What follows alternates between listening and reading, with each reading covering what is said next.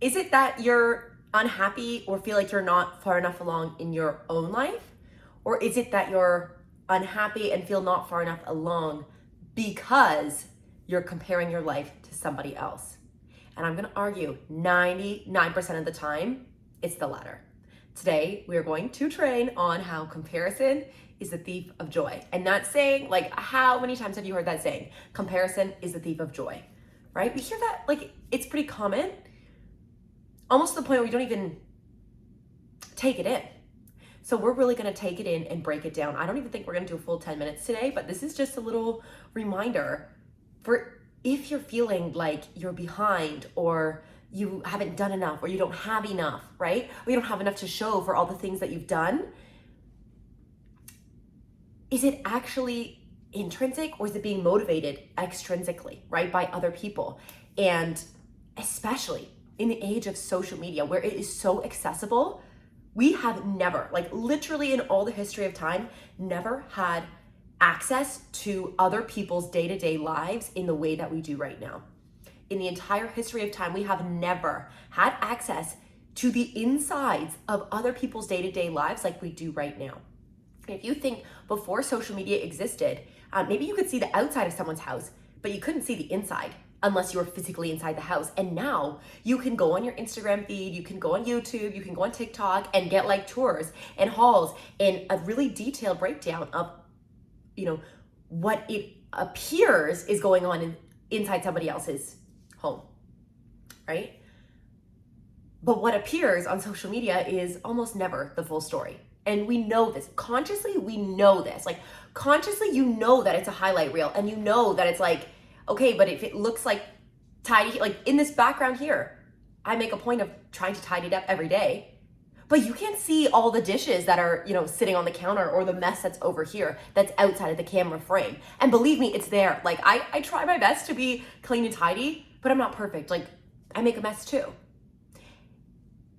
And so where are we going with this? Like, are you with me?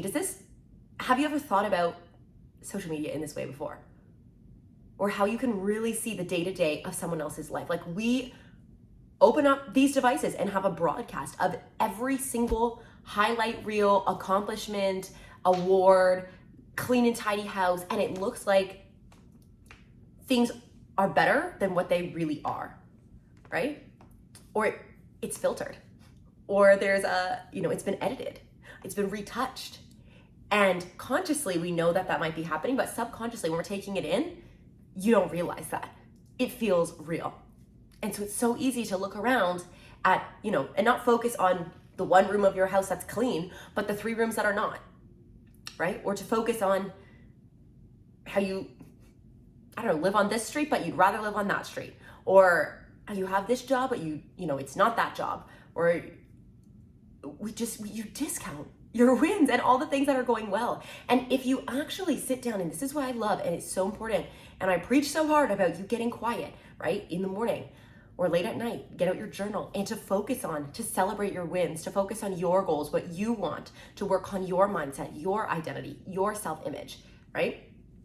Because without all the distraction and all the noise, we can get really clear on what you want, right? And what you're proud of. And do you ever sit there and you write some accomplishments? You're like, holy crap, like I did that? Like 5 years ago, me could never. Oh my God, they would be like, you're literally living the dream. And do you realize you right now are living past you's dreams? Your current reality is a reflection of past you's dreams, right? And it's not to say we can't keep dreaming or can't keep improving, but think of how much you've done where you are now. And so to sit there and compare your now to somebody else's now or somebody else's future, it's just so unfair. It is so unfair to yourself to do that. And I find this too, literally all the time.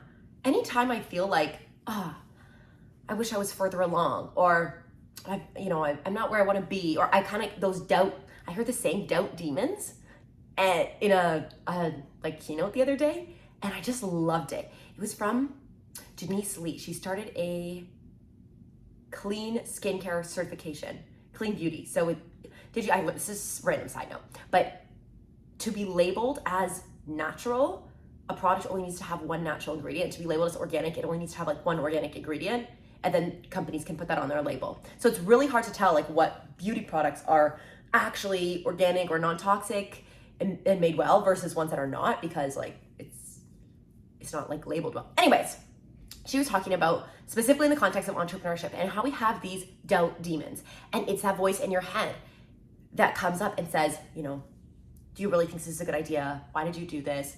Why aren't you further ahead, etc. This nasty voice. Like I call it your inner bully, but she calls it your doubt demon.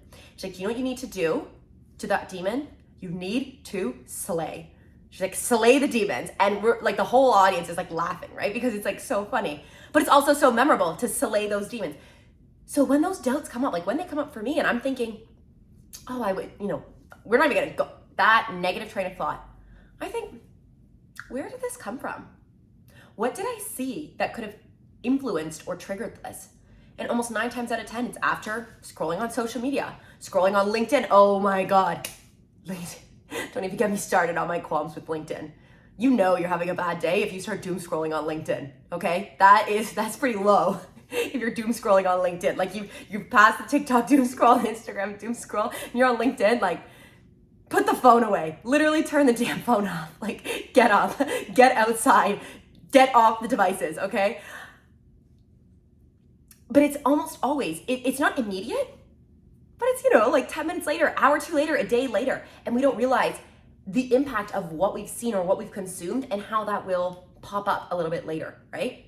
And so I encourage you, the next time those doubt demons come up, the next time you're feeling like, oh, I'm not far enough along, I'm not where I want to be. And sometimes, like, we can practice having those thoughts come up less and less often. However, some of it is natural, and it's how you react to it. It is, you know, that inner dialogue, your mindset, your beliefs about yourself, about how fast that's going to get squashed or how far that is going to train you and spin you in the other direction, right? So I want you to really be conscious the next time it comes up, because it will come up, right? It will come up. This is what we studied yesterday in that imposter syndrome. Remember, ideal world versus reality, and how it's not up into the right linear growth, but a lot of times our mindset and our inner worlds and outer worlds are kind of trying to keep up with each other. So next time when it comes up, I want you to really think about, like, why? Where did this come from? Why am I feeling this way? And maybe it's like, oh, my business is doing amazing, but I'm still single. Still, like, that's not a bad thing. But it's like, what is that nasty phrase that comes up for you? And then it's like, but why am I actually unhappy not being in a relationship? Or is it because I saw someone else's relationship that they looked happy and I compared myself to that? And then you're like, crap, yeah, it was the second one. I actually am very happy right now in my own life, and I can be happy on my own, right? It's not like your happiness is dependent on someone else. Same thing with the business. Oh, but I don't have any, my business is doing great, but I don't have any media features. Where did this idea of a media feature come from?